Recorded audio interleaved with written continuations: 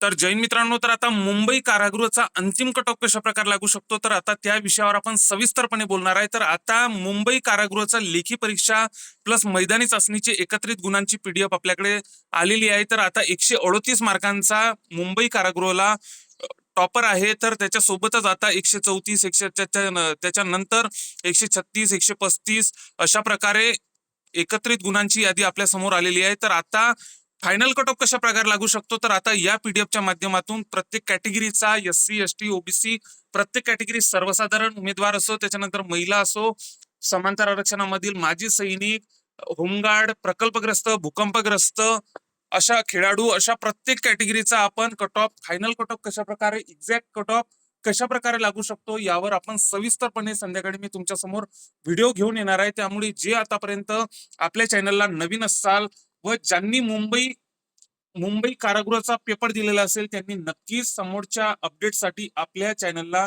नक्कीच सबस्क्राईब करून ठेवा. जय हिंद.